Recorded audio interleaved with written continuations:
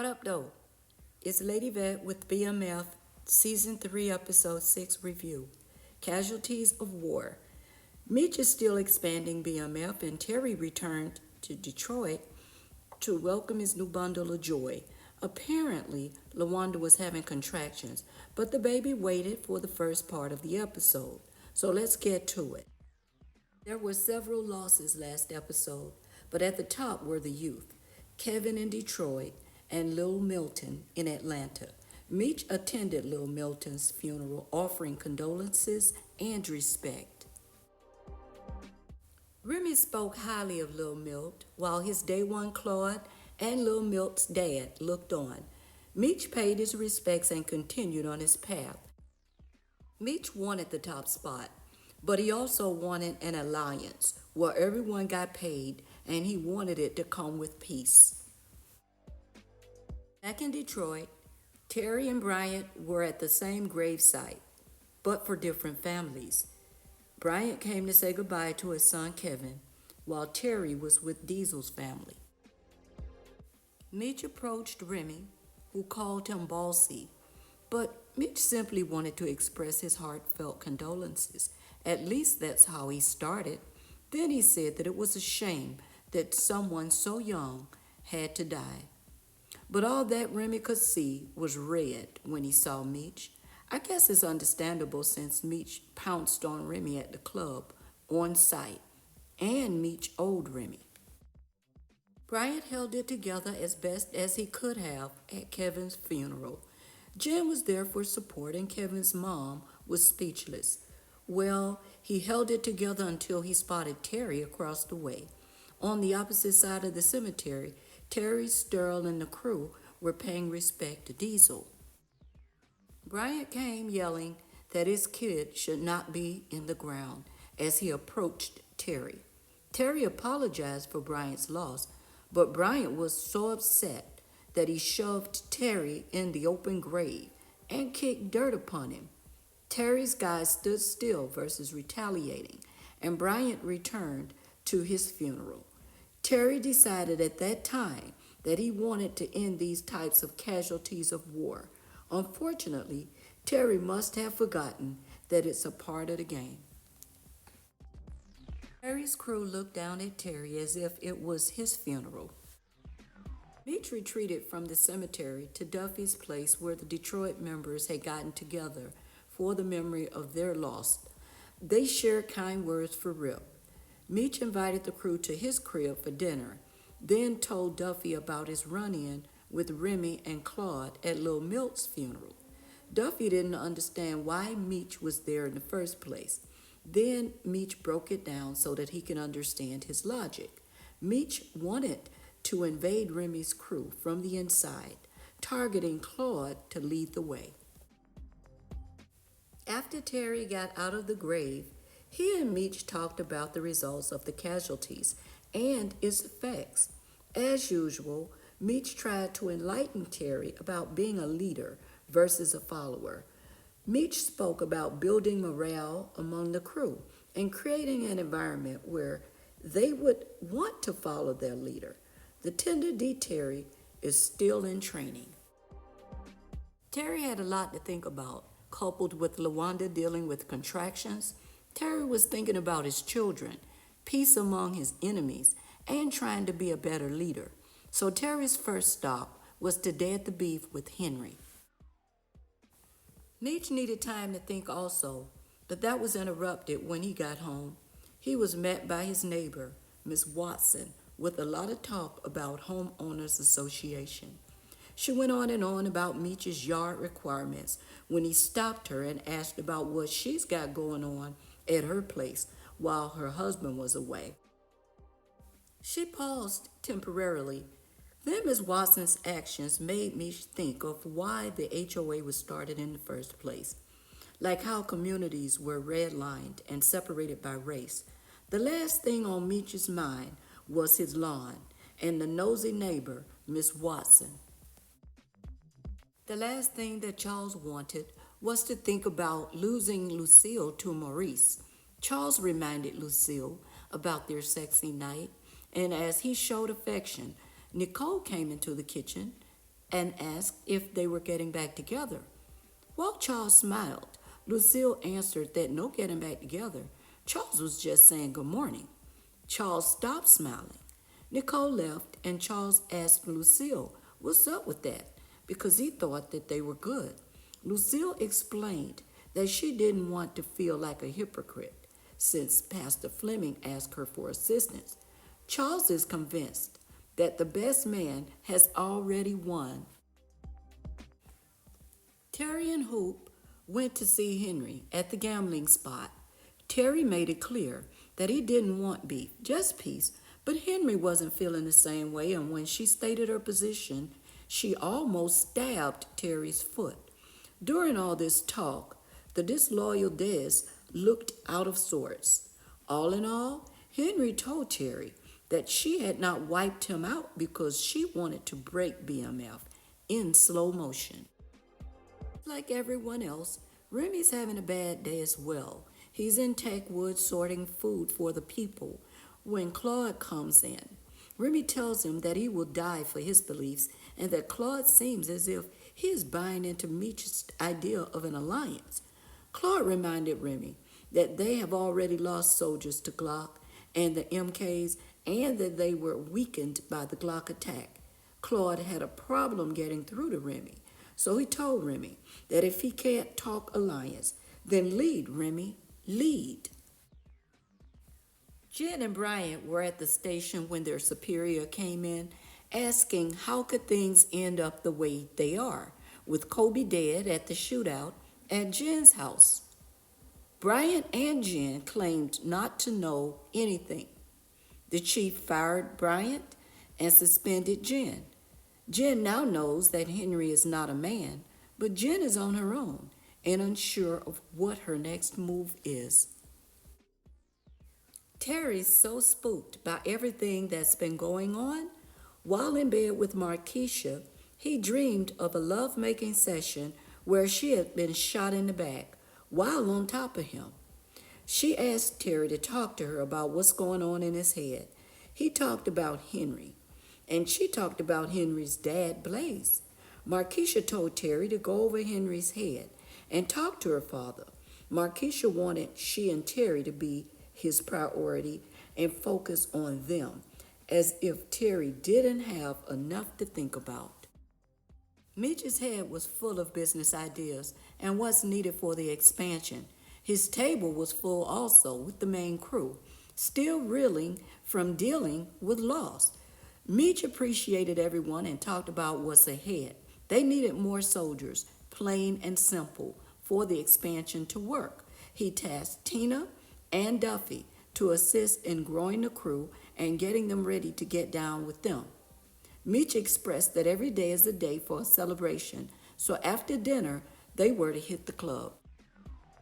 Bryant's suffering began to take its toll. He headed to Henry with destruction on his mind. As he barged his way to get to her, getting her would not be so easy. Yes, he saw her, and he cocked his gun in front of her, but Blaze was the first to check Bryant, and shortly thereafter, several other guns were at Bryant's head. Henry was indeed prepared to meet Bryant. He wasn't prepared to go against her, though. Blaze told Bryant to stand down unless he wanted to join his son Kevin. Bryant was defeated. Duffy and Meech were riding in separate cars when Duffy, driving in front, was snatched out of the car by Red Dogs. Meech and Tina looked on from a distance. The Red Dogs asked Duffy to talk about the Techwood attack. The Red Dogs roughed up Duffy and noticed Meech a short ways off. They put the police dog on Meech, but he and Tina got away. Inside the Flannery home, Lucille goes into Nicole's room with birth control pills. Nicole was offended as she tried to explain that she was not sexually active. That didn't matter to Lucille because she was afraid that Nicole may end up like her. Lucille told Nicole that she was pushing her hard so that she would not get stuck like she did. She wanted a better life for Nicole. Nicole reminded Lucille that she was not getting stuck like the other women who dealt with Flannery men. Lucille was adamant about Nicole taking the pills. Luckily, Blaze let Bryant live, even though Henry wanted him capped. Instead, Bryant woke up in the streets. Talk about having a bad day. Terry met with Blaze at his home. Blaze told Terry that he knows a lot about BMF and he admires their business plan. Less war, more peace, and of course, more money. Blaze asked Terry about art, but Terry cut through the chase and told Blaze that he came to get an assist to calm Henry down. Blaze explained that family politics are complicated, but he appreciated Terry's approach and agreed to speak to Henry because T came to him as a man. Meech was at his place with Angel, pacing the floor back and forth because he had not heard from Duffy since the Red Dogs incident. Meech knew that by now he should have heard from Duffy and was concerned. Angel offered to ear hustle at the club for Meech. Meech agreed and paid her for the task. Meech couldn't worry about Duffy without the interference of none other than Miss Watson. Once again, she stood tall for the HOA.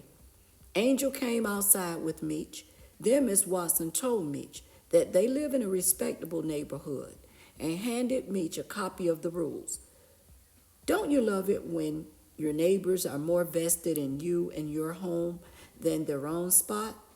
Not sure what Meech was thinking when he lit a fire, literally, to the HOA rules and laughed in Miss Watson's face.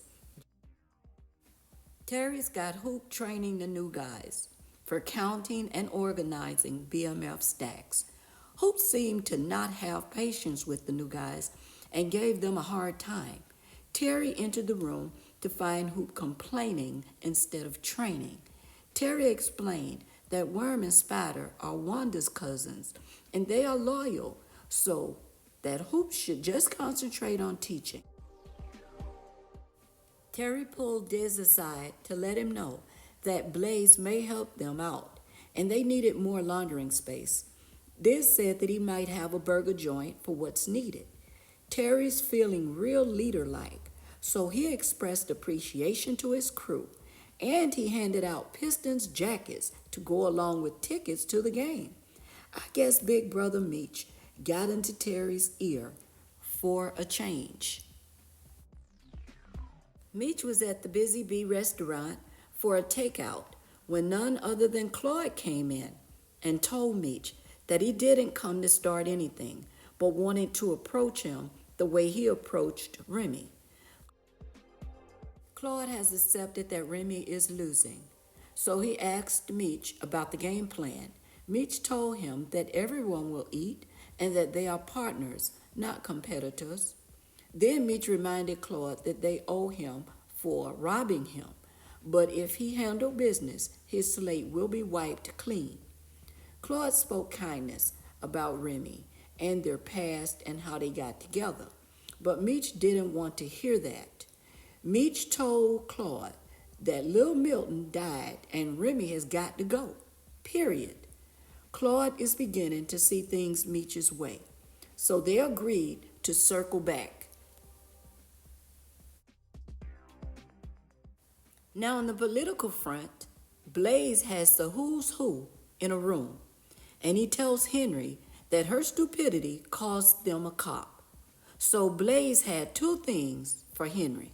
First, T came to speak to him, and that she was at the event to make amends to all the people in the room. Henry looked at her dad crazy and told him that the hell she would. Henry told her dad that he's old school and pleaded for him to look at her for who she is. Henry wanted acceptance. Henry asked her dad to stay out of her business. She told him that respect is earned. He told her to take the deal, and he walked away.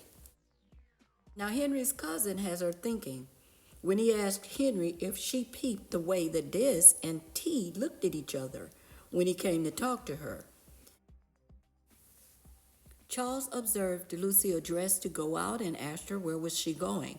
She told him that she was going to dinner with Maurice. Charles told Lucille that he appreciated her honesty and planned on giving her all the space that she needed to figure things out. Angel was at work.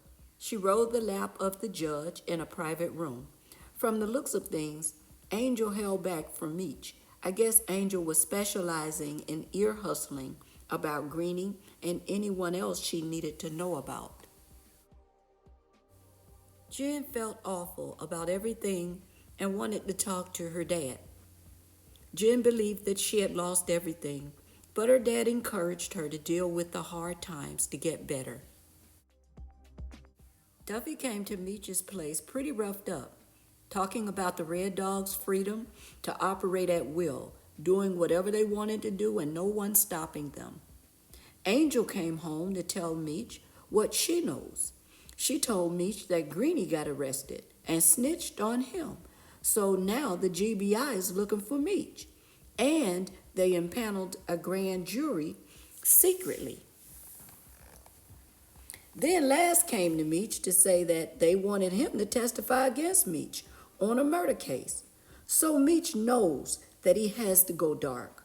The city is hot.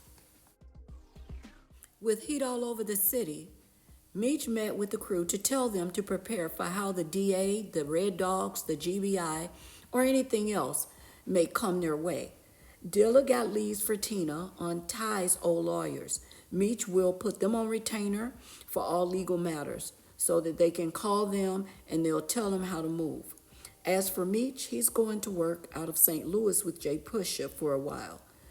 He has infrastructure all ready to go, at least until the heat dies in Atlanta. Angel wanted to go with Meech, and when he said that he was going alone, she pleaded that she was promised that he wouldn't leave her, and he knows that she doesn't have anyone. Meech told her that she was strong and that she would be all right. Surprisingly, Angel told Meech that he couldn't get mad if she moved on by the time he got back. Meech looked perplexed. Then she said that she heard that Glock pays well. Meech told Angel that she was never loyal, and she is out of his circle of trust, and that she could find a new crib to stay in.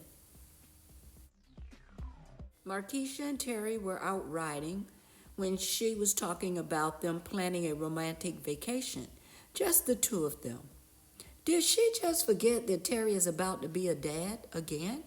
Or does she even care? Terry told her, that sounds good, but they could plan after LaWanda gives birth. Markeisha looked stupid. Lucille and Maurice were dining, and she looked real girlish. Maurice was shooting his shot and asked her to dance. They boogied down for a while when his pager went off because he was on call. Nicole called Dr. Maurice after finding his number on Lucille's dresser. LaWanda was in labor at the Flannery's home. Terry took Markeisha to his restaurant to show her around and offer her the best off-this menu. Terry wanted to impress Markeisha. Obviously, Markeisha was not satisfied that Terry didn't take her to a fine dining restaurant, but she made up for that by turning off his communication devices. Well, she forgot about the restaurant landline. The cook alerted Terry that LaWanda was having their baby. Terry left Markeisha at the restaurant. Dr. Maurice and Lucille rushed in to attend to LaWanda. While Dr. Maurice was working with LaWanda, Charles walked in to find Nicole running for a rag, Lucille holding LaWanda's hand, LaWanda pushing as instructed. Charles was helpless, never mind the fact of his wife's ex now in his home delivering his grandchild. Terry came in. Maurice congratulated him, but LaWanda sent him away because the cook told her about Markeisha. Terry was excited and started to get upset with LaWanda when Dr. Maurice said, "Calm down, son." Charles told Maurice that Terry was not his son and ushered Terry outside to calm him down. Meech went to Busy Bee, where Claude was waiting with what he knows. Claude got a crew on board and told Meech that he thought that they should tag team. and tread lightly. Meech told Claude that's his move. He had to tread lightly. Meech told Claude that he's got to be a leader, the kind of man that men will follow. The plan would sell itself. So Meech told Claude that the only thing he needed to do was sell it. Meech told Claude he would hit him up when he comes back. When Claude asked what's up, Meech said the same thing. I'll hit you up when I get back. We started out with casualties of war, and as we near the end of the episode, yet another casualty. Diz and the guys were hanging out when Diz decided to just chill for a while. From behind a few cars, Henry appeared, geared up to do damage. Henry came to torch Diz into a crisp, and she did that. After burning the man, Henry walked away with Diz's piston jacket. So much for peace between Terry and Henry. Diz's death will send Terry to another level in the game. Subscribe, like, and drop your comments. Thanks for your time. Until the next time, guys.